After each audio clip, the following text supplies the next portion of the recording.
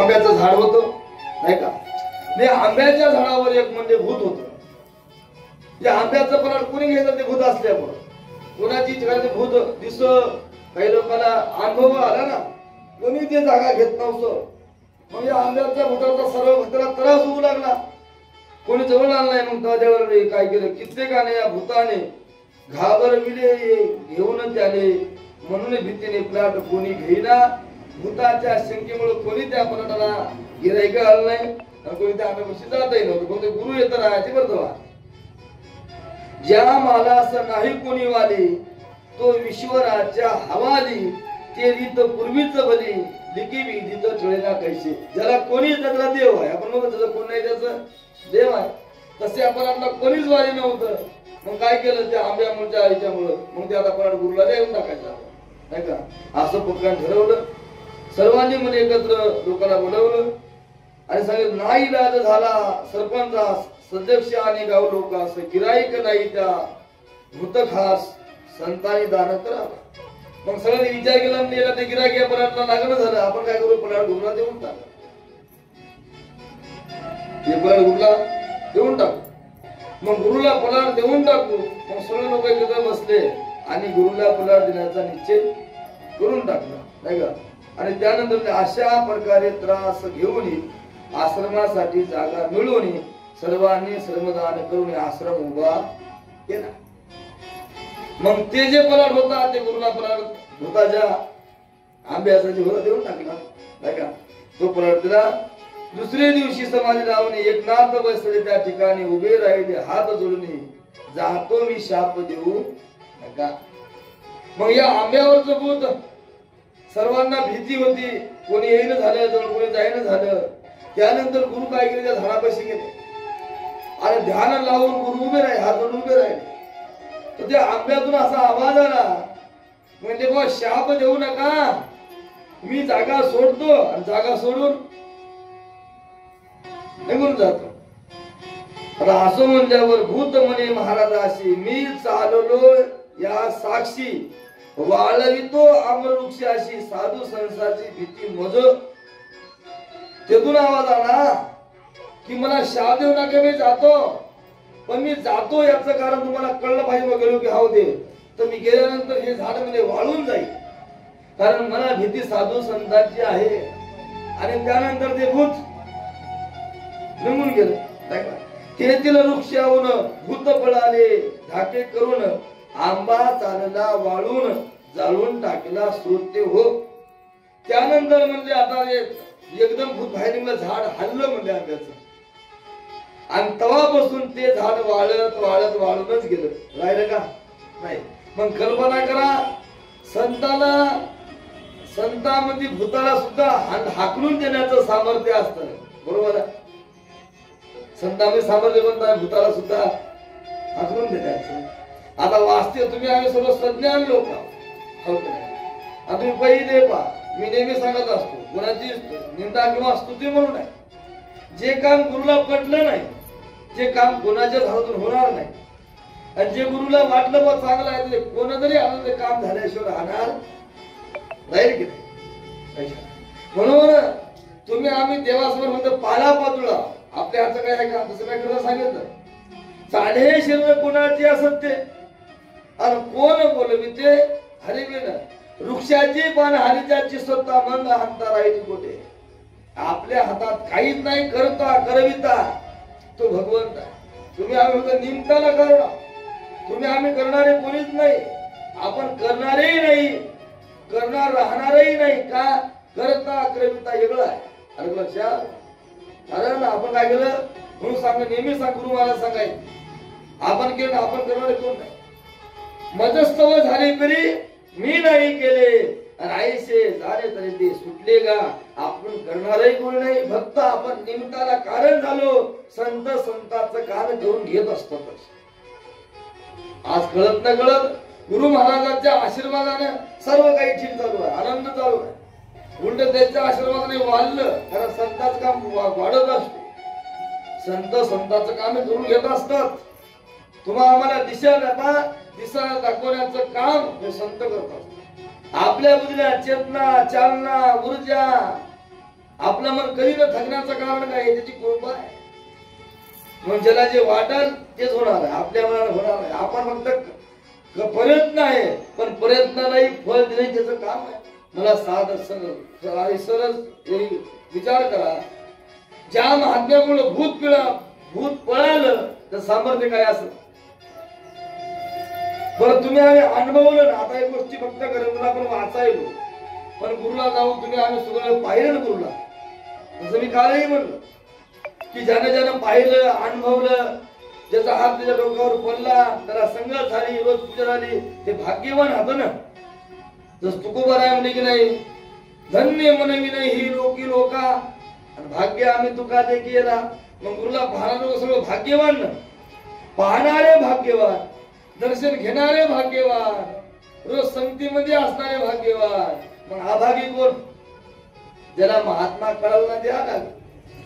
त्याला गावात महात्मा असून दर्शन घालणार नाही ते अभागी. लक्षात घ्या, गंगा समोर आली येऊन आपण काय झालं, आंबे आले कवळ्याला भूगृह झाला. त्याचं कारण असं आहे, कारण खरा संत पाप्याला पंढरी नसते. लक्षात होते का? नाही, पाप्याला पंढरपूर होत नाही. म्हणून संत मिळण्यासाठी आपलं थोडे भाग्य लागते हो. हा, व्यवहार सोडून द्या. कोणाला काय दिलं, कोणाचं काय घेतलं, कोणाला काय म्हणत, याचा संबंध. हे माईक आहे ना, हे माईक आहे की नाही. आता आपण 4 महिने संपुष्टामध्ये आलो. आता उद्या आपली सांगत आहे. मग 4 महिन्यामध्ये काय खाण्याचा काही संबंध नाही. पण 4 महिन्यामध्ये मी किती अध्ययन केलं, किती नामजप केला, किती अध्याय पाठ केले, किती माझ्या बुद्धीची क्षमता वाढली, मला किती आनंद झाला, हे महत्वाचं आहे ना. 4 महिन्याचा कर्म आहे की नाही. चातुर्मास कशासाठी असते? गुरुने जो नियम घालून दिला की नाही आपल्याला, ते चातुर्मास मध्ये 4 महिन्यात एकांत वासामध्ये भगवंताची साधना करायची, आराधना करायची आहे, रोज नित्यमाळकाचा जप करायचा आहे, आणि आपल्याला करायला अनिवार्य राहावं. तुम्हाला काहीच करायचं काम नाही. गुरुने आपल्याला फक्त आईता आणून ठेवून फक्त सांभाळायचं आहे. समजून नाही आम्हाला काहीच नाही बा, आमच्या आजा पंचाची प्रॉपर्टी आहे, फक्त आम्हाला करून खायचं. गुरुचं सर्व जिथं आईच आहे. प्रत्येक नेम गुरुने आपला घालून दिलेला आहे, दंड घालून दिलेला आहे. फक्त ते दंड काय नेम तुम्ही आपल्या जीवनात उतरवायचा आहे, आणि उतरून ते करायचं. आज लक्षात घ्या, आणि सगळंच काम सगळ्याला जमत नाही. तुम्ही आम्ही आपण आता तुम्हाला ते सगळे आरतीला असतं. आता एकलीच करू का हे नाही, कुठेतरी भगवंताने निर्माण केलं ना आपल्याला, केलं की नाही. मलाच पुढे केलं, मी आधीच आरती व्हायली, मीच पूजा करायला, कारण आहे कुठेतरी आपले काम करून घ्यायचं आहे. आपण निमित्ताला झालो ना, बरं मग नाही बाकी सगळे कार्यक्रमात सगळं जे दिलं, पण नित्य नियम महत्वाचा. नित्य नियमन आम्ही तो प्राणीदंड म्हण लक्ष्मी वल्लभ. मग ते नियम करत असताना आपल्यामध्ये शंका नको, संदेह नको, विकल्प नको. कोणी पाणी आणलं का, कोणी झाडलं का, हे नाही. माझी जबाबदारी आहे, मला करायचं, मला स्वच्छ करायचं, निर्मळ करायचं, 2 टाइम आरत्या करायच्या, गुरुची सेवा करायची. आणि येता आल्यानंतर प्रत्येकाविषयी माणूस देशरहित असलं पाहिजे. कसा असलं पाहिजे? देशरहित. आणि देशरहित असं आपलं समाधान आहे. आपलं समाधान आहे की नाही. आता एकदा येऊन आपण आलो, एखाद्या व्यक्ती आपल्याला पटला आहे, आपण काय करतो, ते दिसलं की आपल्या मनातला भाव पलटते. म्हणजे आपण काय म्हणते, दुधामध्ये मीठ पडते की नाही. तुम्ही सहज विचार करणं येतच नाही, कोणीही जाऊ द्या, सगळं आनंदाचं वातावरण होतं खेळीमेळीचं. कारण प्रत्येकाचं कोणाचं पटत नसतं. जावाचं नसल, नंतर भाऊजायाचं नसल, भावाचं नसल, शेजाऱ्याचं नसल, बाप लेकाचं नसल, कोण ना कोण हे वातावरण चालू राहते. हे प्रपंचातलाही संपणार नाही. आपण बसून राहू द्या, आपला न पडणारा व्यक्ती होऊ द्या, काय होते आपला आनंद काय होता थोडं कमी होते. आपला भाव पलटते की नाही. कशामुळे की त्या चेतना आपलं वय राहील नाही. म्हणून नका कोण काय करते यापेक्षा मला काय करायचं महत्वाचं की नाही. कारण आपण त्या आनंदाशी विलीन व्हायला की नाही, भाभी आनंदाशी. कारण हे आनंद दुसऱ्याकडे आहे का? आनंद आता 4 महिन्याचा कार्यक्रम संपन्न. लक्षात घ्या, कळत तुम्ही आम्ही एखादं आता हार केला गेला तर फुलं जरी वेगळे असतील, पण माळी बुवाने हिनत असताना फुलं एकत्र आणली की नाही, म्हणजे बिखरलेल्या फुलांचा हार केला आणि हार चांगला दिसला, फुलं नव्हते का? तसं गुरु महाराजांना तुम्हा आम्हाला सर्व एकत्र आणलं की नाही म्हणता आज लक्षात घ्या, कळत नाही कळत तुम्ही सहज विषय प्रत्येक जण आपल्या मनाला येईल. जर सगळे माणसं आपण म्हणतो ते राहिले ते राहिले ते राहिले ते राहिले का, त्याविषयी भाव आहे, त्या माणसाविषयी प्रेम आहे, आपुलकी आहे, जिव्हाळा आहे, नाही का? पण गुरु महाराजांनी काय केलं की तुम्हा आम्हाला एकत्र आणलं ना, मग आपल्याला झाली संध्या, संध्या माझा गेला आणि आत्मा राम हृदय प्रगटला.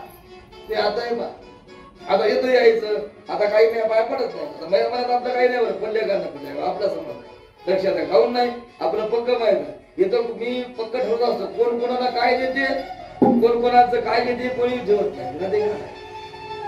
फक्त आपल्याला काय करायचं आहे आणि आपल्या कार्याची पोचपावती गुरु काय हे फार महत्वाचं आहे. माणसाला काय केलं, तुम्ही मला चांगलं म्हणलं मी चांगला हो का नाही, बरं मी चांगला आहो आणि तुम्ही मला वाईट म्हणले मी वाईट होणार आहो का? एखाद्या माणसावर एखादा चांगला किंवा वाईट ठरल्या जात नाही. अहो लक्षात घ्या ना, आता काही विषय गुरुचे पोतीमध्ये नाहीत, गुरुला काय त्रास दिला नाही का, बरं गुरु लक्षात ठेवला का? त्रास देणारे गेले, नुसतेच गेले नाही, उखंडी चालले.